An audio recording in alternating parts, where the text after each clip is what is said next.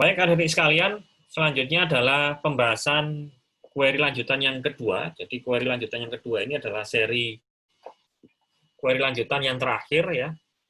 Dari yang minggu yang lalu itu yang query lanjutan yang pertama. Nah, apa yang dibahas di query lanjutan yang kedua ini?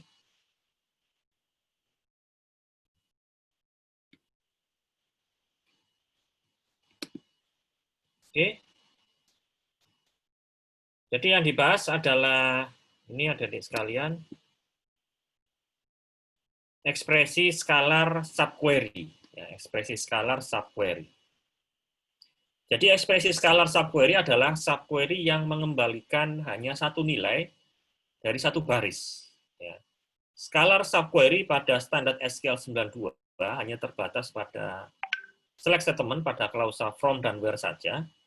Kemudian daftar value dari statement insert.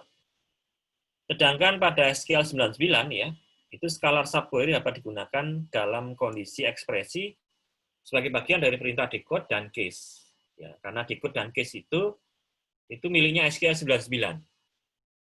Kemudian semua klausa dari select statement kecuali group by itu bisa Anda gunakan ekspresi skalar subquery. Nah, apa itu ekspresi skalar subquery? Ini contoh penggunaannya dalam ekspresi case. Ya. Tetap kita menggunakan subquery ya. Subquery-nya kan Anda bisa lihat di sini di dalam kotak merah ini ya. Dalam kotak merah ini, nah itu Anda bisa lihat case win departemen ID sama dengan hasil dari subquery ini. Ya, ini masuk ke ya, hasilnya 20 masuk ke when condition departemen ID. Ini sama dengan yang sebelumnya ya, sama dengan sebelumnya. Ini skalar subquery. Jadi nggak ada yang tambahan kalau di sini, tidak ada yang baru dari minggu yang lalu. Nah, kemudian kalau tadi skalar subquery yang dijelaskan di minggu yang lalu, sekarang tambahannya adalah korelasi subquery. Ya, korelasi subquery. Nah, korelasi subquery digunakan untuk pemrosesan baris per baris. Tiap query dijalankan sekali untuk setiap baris dari outer query. Prosesnya menurut alur di ini ya, bagan ini. Jadi yang pertama adalah langkah yang pertama ya. Langkah yang pertama adalah ini ya, ambil baris dari outer query. Outer query itu apa? Outer query itu adalah main query-nya ya. Jadi nanti saya contohkan ya, Ambil baris dari outer query atau dari main query-nya itu baris demi baris ya. Kemudian baris yang didapatkan dari outer query, kalau yang materi sebelumnya itu yang dijalankan itu main query dulu ya. Subquery dulu. Kalau yang ini kita menjalankannya adalah mengambil dari data main query dulu.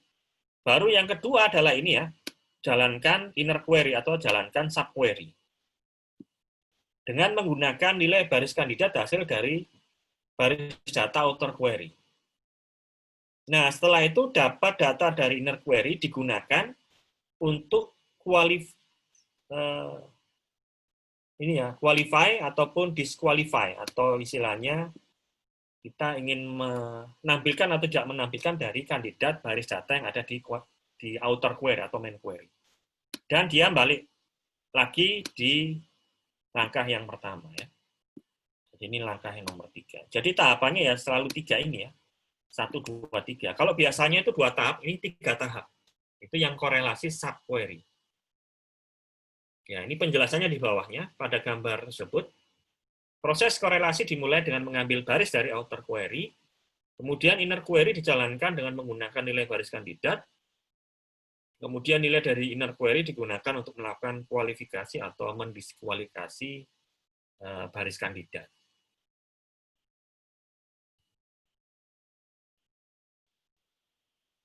Nah, itu korelasi subquery ya. Ini agak berbeda dari yang minggu yang lalu, tapi bagian sulitnya justru yang ada di sini ya. Kalau yang skalar subquery yang sebelumnya atau minggu lalu itu mudah. Kita jalankan subquery-nya, kemudian hasil subquery-nya itu dijalankan oleh main query. Kalau ini enggak, kita mengambil dulu baris dari main query, kemudian hasil dari baris data di main query-nya dijalankan untuk menjalankan subquery ya, nomor 2, baru hasil subquery-nya ini untuk diskualifikasi baris data pada main query ya. Jadi ada 3 tahapan seperti itu. Nah, ini langkah ini kita harus cermati ya. Oke, lanjut. Lanjut slide berikutnya. Nah, berikut cara penulisan korelasi subquery ya. Nah, di sini ada tambahannya ya, ada tambahannya. Kalau sebelumnya itu baris data yang ada di main query itu tidak dimasukkan ke subquery. Nah, ini dimasukkan. Ya. Jadi ini ya. Perintah ini yang saya lingkari, ini asalnya datanya dari main query. Dari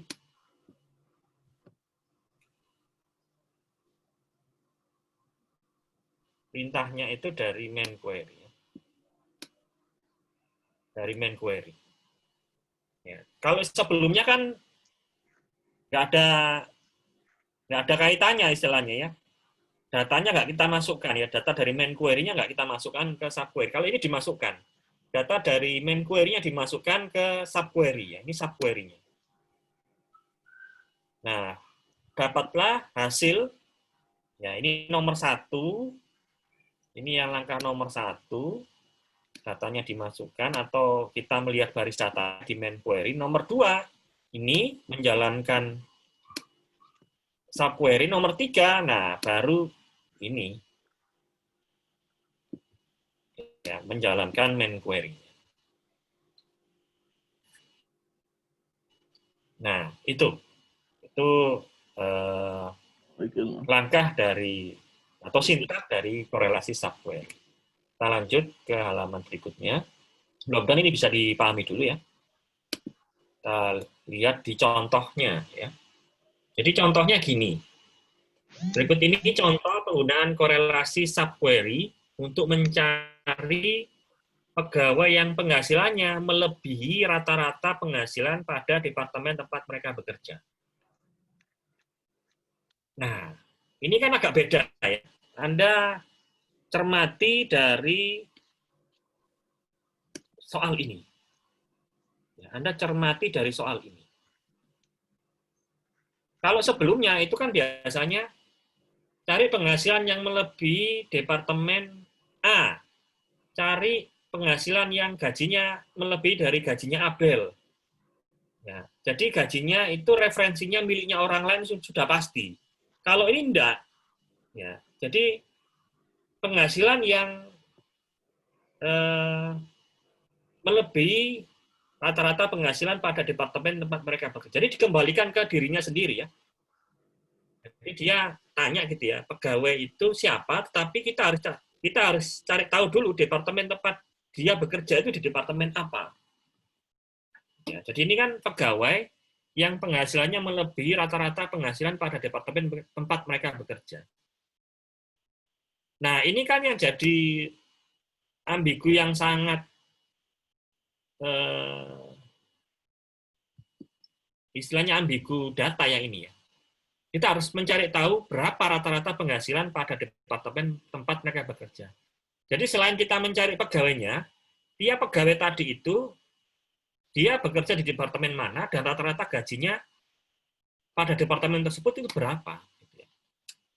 Nah, sehingga ini nggak bisa kita sederhanakan dengan subquery biasa, nggak bisa. Ya. Kalau misalnya ada 100 pegawai, 100 pegawai. Ini kan berarti saya harus mencari ya rata-rata gaji dari 100 pegawai tadi ini.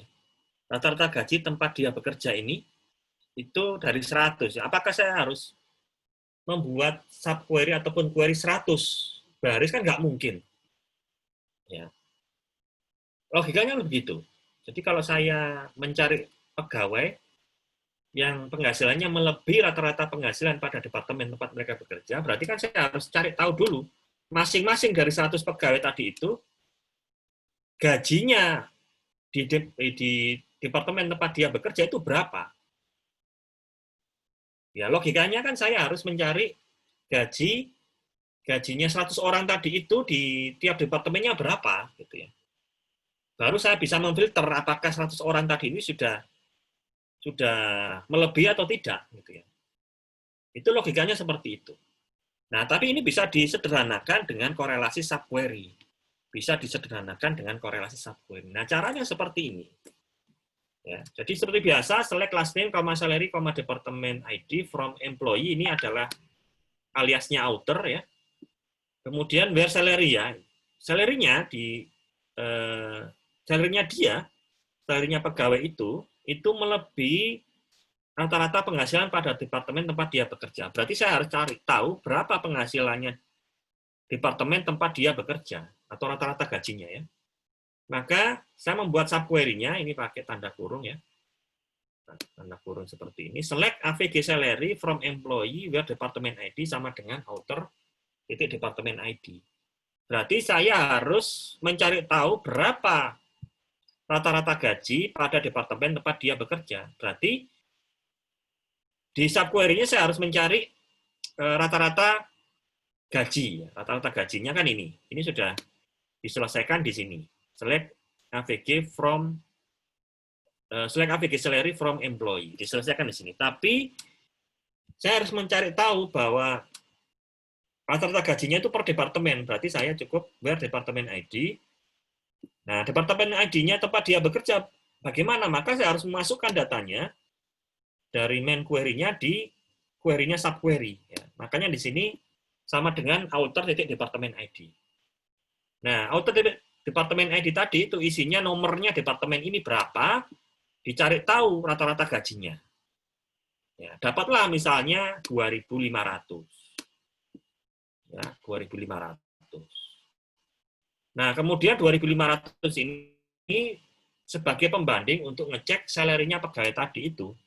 Kalau misalnya memenuhi syarat, ya muncul. Kalau nggak memenuhi syarat, ya tidak muncul. Ya. Mudah-mudahan dari penjelasan saya, ini sudah dipahami, tapi saya akan memberikan contoh. Saya akan memberikan contoh dengan menggunakan Excel saja ya.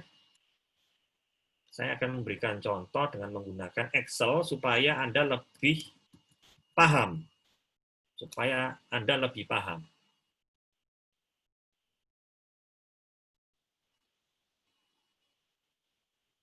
Nah, ini ada tabel employee. Tabel employee kita isinya ini ya. Employee ID,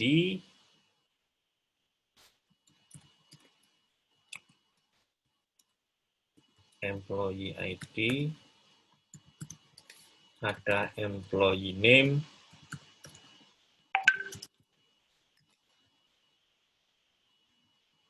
ada employee ID, ada employee name, kemudian ada departemen name, salary dulu lah. Salary, ada departemen ID. Nah, ini isinya ini aja ya, 1, 2, 3, 5. 5 baris saja, ada pegawai A, B, C, D, E. Salary-nya di sini 1.000, ini 2.000, ini 3.000, 4.000. Ini 2.500, ini 6.000 ya. Oke, departemen ID-nya ini 10, 10, 10, ini 20, 20. Oke. Nah, kondisinya seperti ini. Nah, apa kalau ya tadi ya, query-nya tadi itu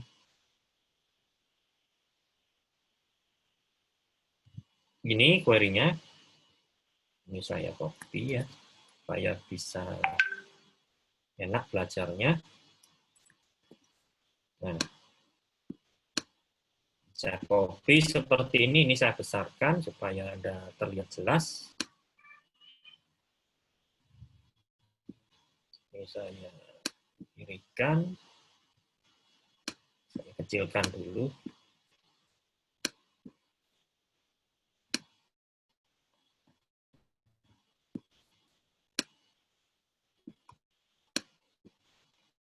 Oke.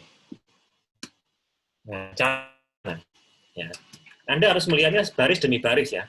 Yang pertama adalah baris yang pertama di employee ID 1. Ya, employee ID 1. Yang kita cari adalah berapa rata-rata gaji pada departemen tempat dia bekerja. Nah, kita lihat di baris data 1 di kolom ini, itu kan nomor 10 ini kita masukkan ke sini ya. Ini kalau saya gambarkan. Nah, ini kan masuk ke sini ya. Nah, masuk ke sini. Nah, ini 10. Departemen ID 10. Nah, kemudian data yang satu ini kan masuk ke sini, dicari rata-rata gajinya. Select AVG salary from employee with departemen ID sama dengan 10. Nah, kalau query ini berarti dia ini ya, kelompok datanya ini, kelompok datanya yang departemen ID 10, rata-rata gajinya berapa? Nah, berarti ini tinggal ini kan aja ya, rata-rata gaji, ini saya tulis ya. Rata-rata gaji Dep 10. Nah, itu caranya ya tinggal salary-nya yang 10, ini ditambah ini ya. Kemudian dibagi 3 kan begitu. Hasilnya 2333,333. Oke ya, bisa dipahami itu ya. Nah, ini hasilnya kan jadinya ini kalau departemen ID 10 2333 gini aja ya. Nah, kemudian 233 ini kan dibandingkan dengan salary-nya departemen tadi itu ya. Salary-nya yang employee name-nya A. Nah, dibandingkan, apakah ini kan 1000 ya? Ini kan 1000 salary-nya di sini. Salary-nya di sini kan 1000. Ini kan 1000. Dibandingkan dengan apakah dia lebih besar daripada 2333? Nah, jawabannya kan tentu saja tidak ya. 1000 itu lebih kecil daripada 233. Makanya yang baris data yang pertama ini itu nggak muncul. Ya, ini saya merah berarti nggak muncul. Ini saya merah. Ya, nggak muncul yang merah. Kemudian ke baris data yang nomor 2, B. Gajinya 2000, departemen ID-nya 10. Sama, AVG salary-nya 2333. Dibandingkan sekarang, ya. Apakah ini kan berarti 2000 ya. Berarti yang sekarang ini adalah 2000 yang ini.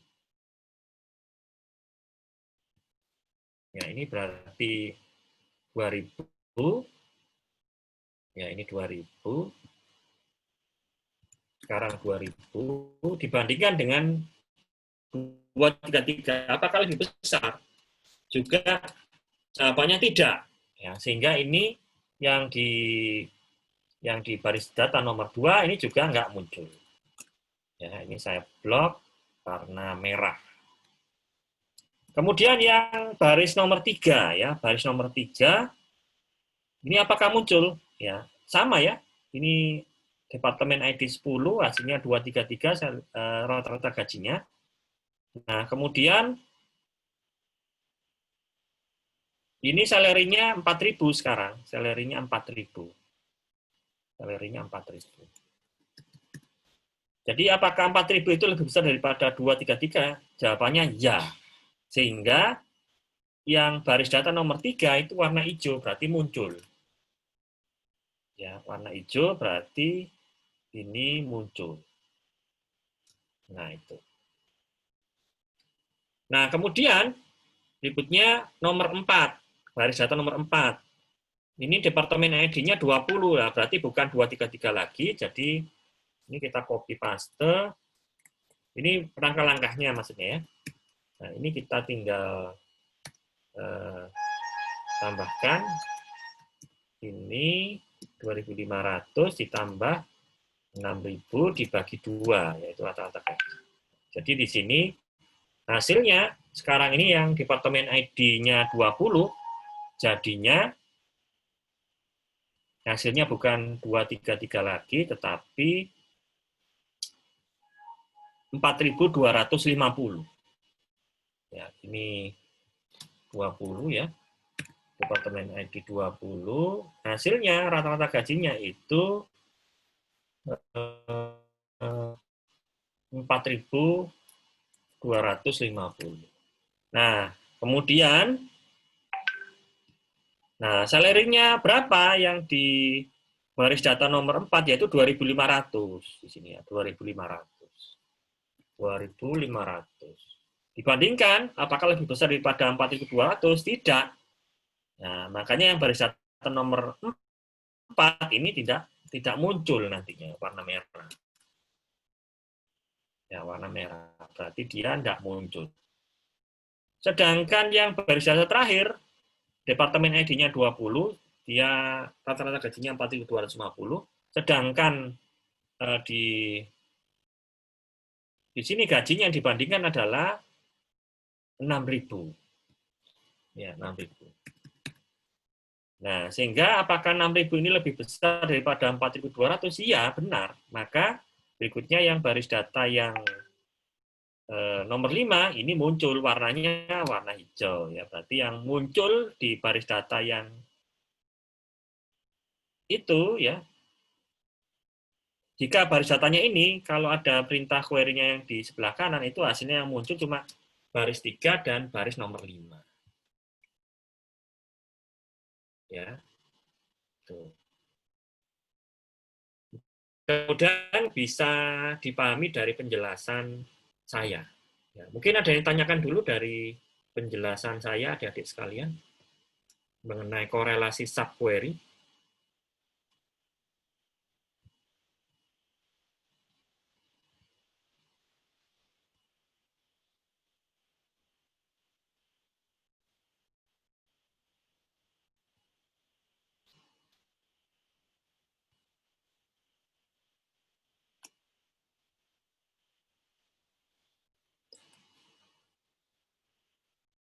Ya, mudah-mudahan apa yang saya gambarkan tadi di Excel itu sudah Anda punya gambaran ya terhadap korelasi subquery. Dan nantinya korelasi subquery akan digunakan di beberapa kondisi tertentu yang di bawahnya. Kita lanjut. Oke, ini contoh yang lain menghitung ini ya. Berikut ini contoh yang lain dari korelasi subquery, yaitu untuk menampilkan pegawai yang pernah berganti job sedikitnya 2 kali.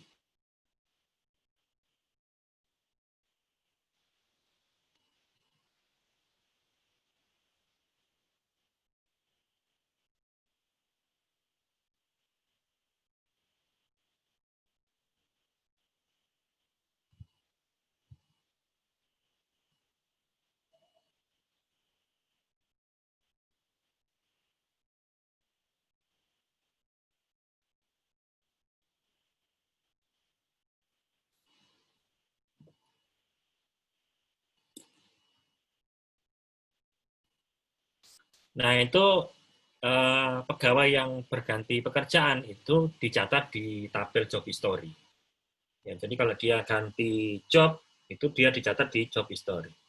Nah, kalau dia berganti lagi, dia akan dicatat lagi di job history. Sehingga kita bisa melihat di situ berapa kali dia ganti pekerjaan, nah, itu tinggal dikon bintang di job history.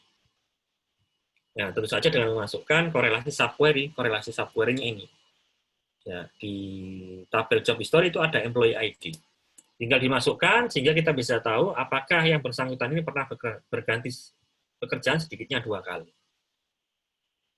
Ya, berarti minimal 2 kali ya.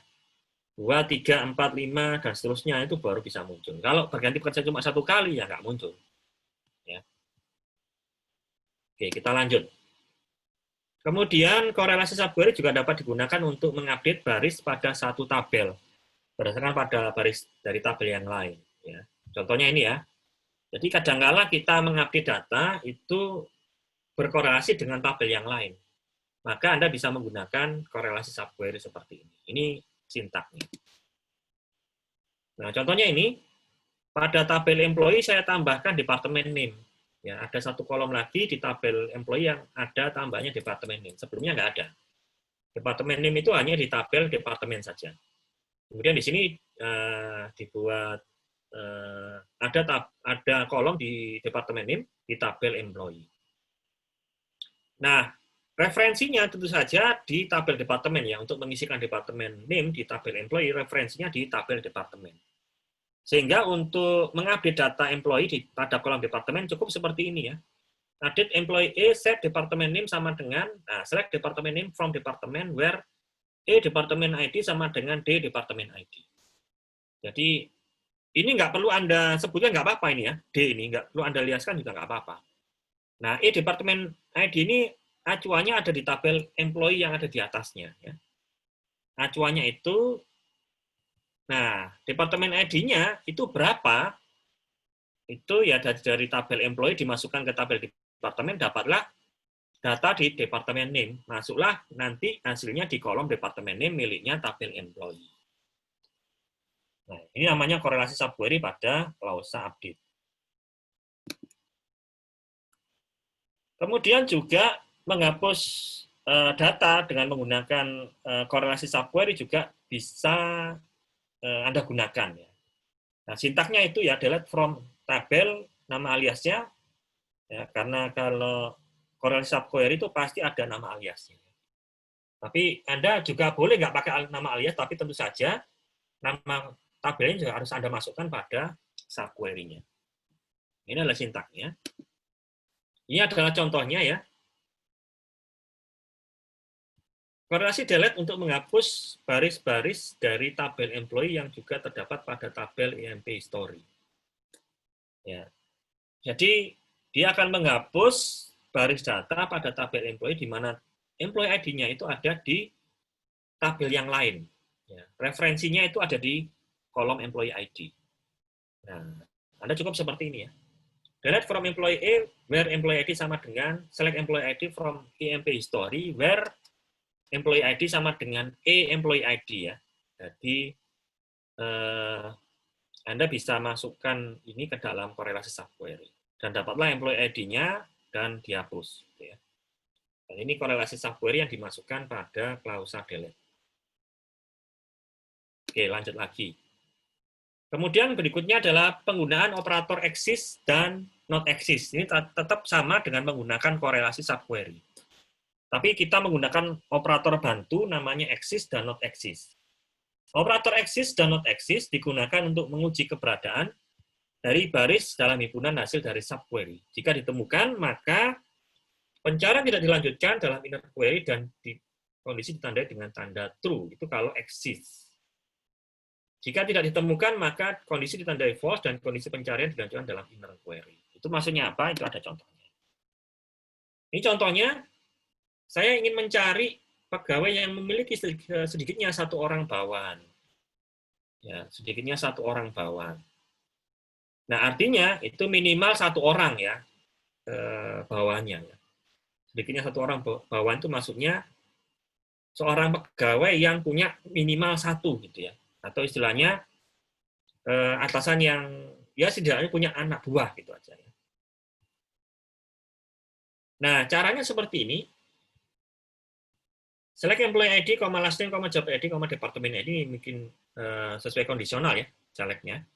Select clause-nya. Kemudian from employee author, aliasnya adalah author, where exist gitu aja. Tidak ada yang dibandingkan, cuma exist saja. Ya. Kemudian select X. Ini boleh apapun, adik-adik sekalian ya. Ini mengapa kok X gitu ya? Ini terserah. Anda mau beri 1, mau beri 2, mau beri string A boleh. Yang penting ada nilai di sini ya. Yang penting ada nilai. Kalau nama kolom boleh. Ya, misalnya ada select first name juga boleh. Select salary boleh.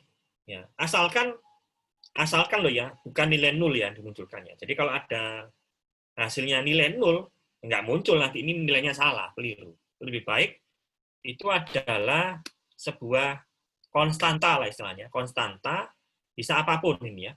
Bisa 2 digit, 3 digit ataupun 1 digit terserah. Mau number, mau string juga boleh. Ya. Select X from employee where manager ID sama dengan outer employee ID. Ya, maksudnya apa? Jadi setidaknya kalau kita lihat di tabel employee itu punya kolom manager ID ya. Jadi pegawai ini itu atasannya siapa? Itu lihat di kolom manager ID. Ya, itu Anda bisa lihat lagi di tabel employee ada kolom manager ID. Jadi misalnya King ini manager ID-nya nggak ada. Berarti dia nggak punya atasan. Ya, King ini. Anda bisa lihat di tabel employee King itu manager ID-nya nggak ada. Ya, King manager ID-nya nggak ada. Kemudian Kocar, ini manajer ID-nya ada. Kocar ini manajer ID-nya ada tertentu. Ya. Jadi kalau misalnya gini, select employee ID last name job from employee outer, berarti ini misalnya King tadi ya, King tadi kan manajer ID-nya kan nggak ada ya. Sorry, manajer ID-nya ada. Manajer ID-nya kan nggak ada, tapi yang dilihat di sini adalah employee ID-nya. Ya. Jadi King itu employee ID-nya 100. Ya.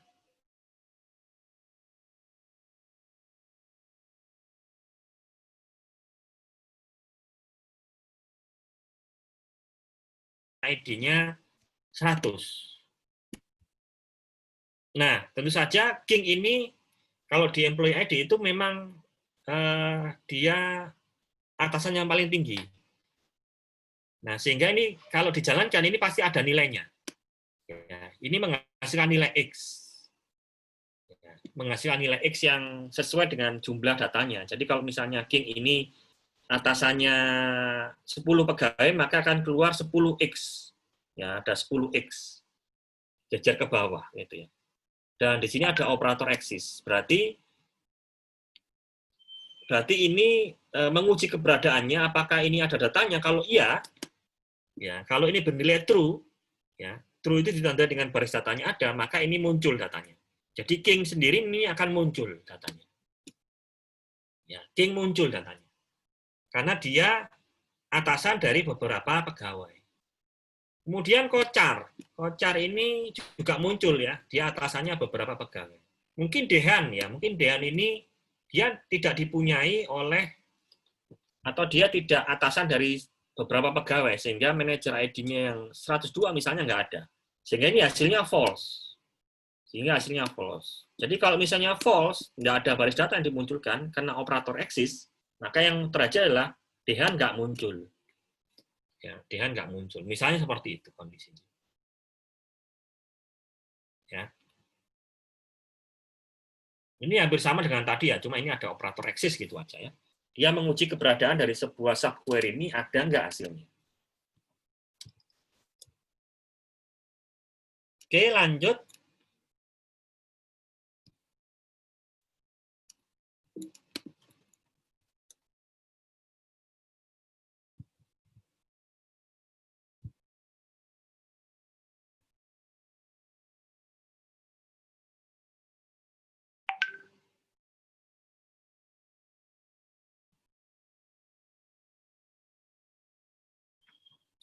Kalau not exist kebalikannya ya, kalau not exist itu kalau ini misalnya nilainya ada datanya, justru dia main query-nya malah nggak dimunculkan ya, dibalik gitu ya.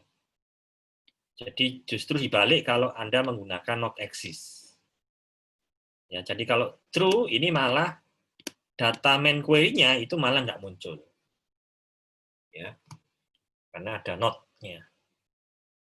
Oke, mudah-mudahan bisa dipahami. Oke, berikutnya klausa with. Ya. Dengan menggunakan klausa with, kita dapat menggunakan block query yang sama dalam statement select pada saat terjadi lebih dari sekali dalam kompleks query. Lalu klausa with, ya, klausa with mendapatkan hasil dari blok query dan menyimpannya dalam tabel space temporer kepunyaan user. Klausa with dapat meningkatkan performansi. Ini contohnya ada klausa with ya kompleks seperti ini ya. Jadi kalau Anda punya query yang kompleks, Anda bisa menggunakan klausa with. Tapi ini jarang saya gunakan juga ya. Contohnya Anda bisa ada 2 query dalam satu blok with ya. Jadi misalnya yang pertama adalah query yang diwakili dengan depth cost. Ini seakan-akan tabel ya. Depth cost ini seakan-akan tabel. AVG cost juga begitu, seakan-akan tabel tapi query-nya ada di sini. Masing-masing ini query-nya ada di sini. Kemudian di bawahnya itu baru Anda buat subquery-nya. Ada kan subquery tapi main query-nya ya, main query-nya. Select bintang from depth cost where depth total lebih besar daripada select depth AVG from AVG cost order by department name. Jadi yang klausa with ini tidak ada hubungannya dengan korelasi subquery tadi, tidak ada hubungannya dengan subquery yang awal gitu ya. Tapi ini adalah subquery dengan subquery yang kompleks ya. Jadi subquery-nya itu bisa lebih dari satu seperti ini ya. Bisa lebih dari satu. Misalnya 3, 4 dan seterusnya boleh gitu ya. Tidak dibatasi pada klausa with. Ini contohnya adalah penggunaan klausa with digunakan untuk menampilkan nama departemen dan total gaji untuk tiap departemen yang memiliki total gaji lebih besar dari rata-rata sembarang departemen. Ya. Nah, hasilnya ini atau jawabannya ini ya. Karena bisa lihat kembali atau pelajari lagi maksud dari klausa with ini. Oke, berikutnya implementasi dari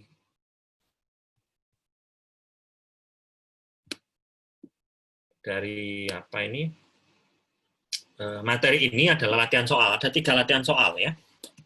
Ada 3 latihan soal yang nanti akan saya unggah ke classroom ya.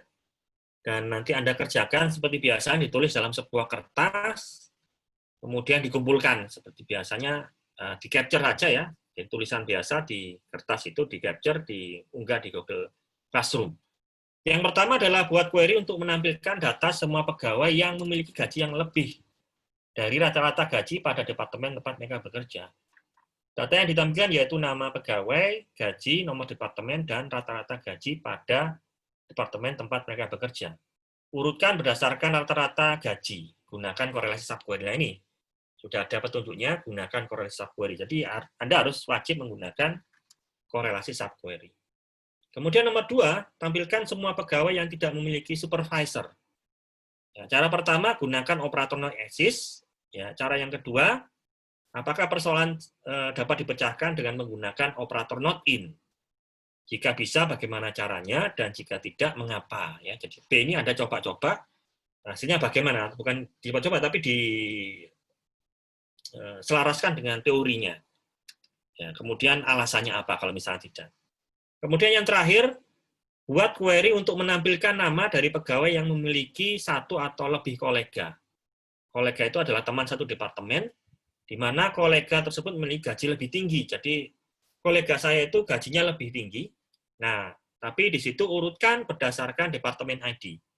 Gunakan juga di situ korelasi subquery ya. Nah, ini Anda coba ya, salah nggak apa-apa ya. Karena ini masih awal, nanti di minggu depan kita akan coba bahas. Ya, hasilnya bagaimana. Tentu saja biasanya saya akan melihat dari tugas Anda yang sudah Anda kumpulkan.